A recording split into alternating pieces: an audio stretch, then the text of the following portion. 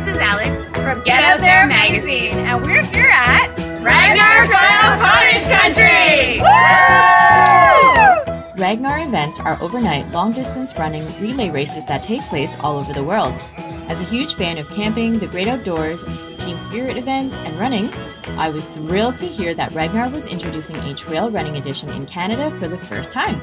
Presented by Solomon, Ragnar Trail Cottage Country took place at Hardwood Ski Bike, an all-year-round outdoor recreation resort offering some of the most amazing mountain bike trails in Ontario, located just over an hour north of Toronto. Our team arrived early on Friday to set up our campsite. Start times were predetermined by team members indicating their 10K road race pace in their online profiles ahead of time. As captain, I met with my team well before the race to go through the official Ragnar Trail Guide on how the event works, since we were all first-time Ragnarians, and to also determine the runner lineup.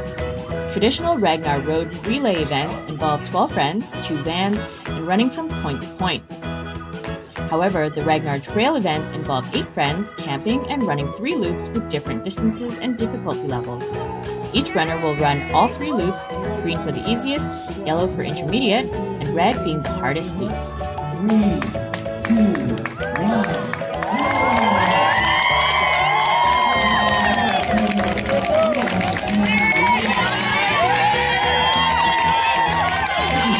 Runners run in the same sequence, starting with runner 1 on the green loop, runner 2 on the yellow loop, runner 3 on the red loop, and then runner 4 would start back on the green loop, and so forth, until all 8 runners have completed the 3 different loops.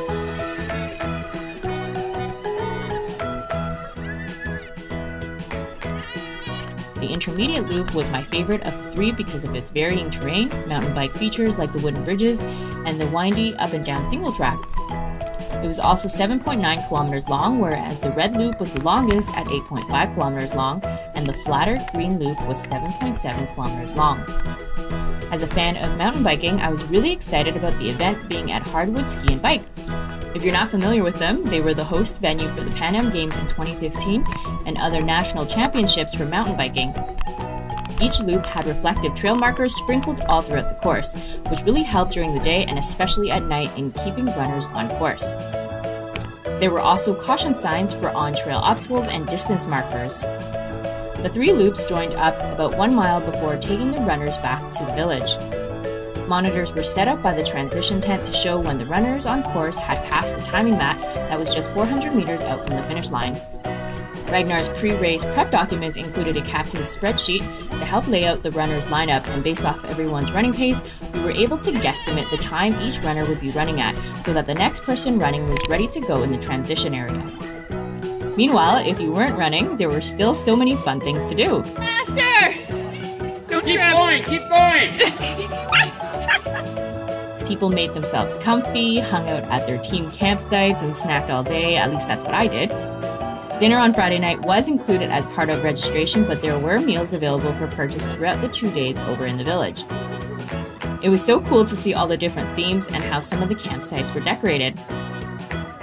There was also the opportunity to demo Salomon shoes, play some activities in the village,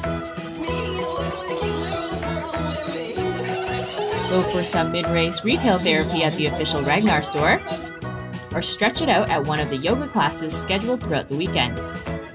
Best of all, the activities took place in the village just steps away from the finish line, so you can still cheer on your teammates running in or heading out. I caught up with Rachel from Ragnar and asked her for her take on Ragnar event. Hi, I'm Rachel. I've worked for Ragnar for 6 years on our events throughout the US, and I'm really excited to be here for our inaugural Cottage Country event in Canada. This event is truly special. We have a 2-day-long event where teams of 8 come together and traverse over 125 miles of trails as a team, relay style. The whole community comes together and just creates this really great atmosphere and a small village for the weekend that becomes, you know, this true town that comes together and has a great time and supports each other. One thing that we always look for is really, really incredible trail running, and I think that this course Similar to some of our others, but surpasses in many ways. Just beautiful, beautiful scenery along the way and amazing trails, great conditions to run on, and varied surfaces, so you get a really great trail running experience through the day and night. I think it's about finding the right team for you. We have a wide range of runners who come out. We have folks that are a little bit more competitive, that are running, you know, your 6, 7, 8-minute miles. And then we have, I just talked to a woman maybe 20 minutes ago that had never run anything more than a 5K before.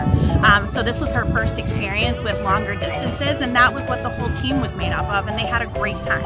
So find a team that fits you, that's going to be supportive of your running, and you're going to find a great time no matter what your goal is out here. I absolutely agree with Rachel that Ragnar is for all kinds of runners, whether you're looking to up your 5K game or you're an ultra runner interested in making a 4-person competitive team. This event was also exceptionally well organized. Everything from the pre-race planning checklist to things on the day of, such as the gear drop-off, check-in, everything was a breeze. Ragnar has really got it down to a T in terms of preparing participants on what to expect and ensuring an amazing experience, whether this is your first Ragnar, first trail running event, or even your first team relay race. What I also like about Ragnar is the challenge of running some serious trails in the middle of the night. Running with only the light from your headlamp and whenever the moon shone through the trees was a lot of fun that a lot of people have never experienced before. For the most part, I didn't see anyone on the trails, and there was no bottlenecking at any point throughout the race, which I was really impressed with. If you're sitting there thinking, oh, I'm not a morning person or a night owl, so there's no way I can run at those times, the scenic loops, the activities in the village, your teammates, as well as the supportive Ragnarians you'll meet on the trail, especially the ones you'll see when you're running out in the middle of the night, will totally keep you pumped at any time of the day, on any terrain, and through any level of sleep deprivation.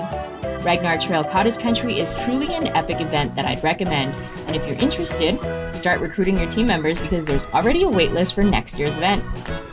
On Saturday afternoon, we finished the event together with each runner completing 24 kilometers in just over 24 hours for a collective total of 192 kilometers. This was truly an epic feat that I couldn't be more proud and happier to share it with 8 others. And most of the members I had just met for the first time for this event, which really shows how events like this really bring people together. The other cool thing about Ragnar events is the finisher medal, which was a rugged sport that when put together spelled out our achievement that together we conquered Ragnar Trail and together we can do anything.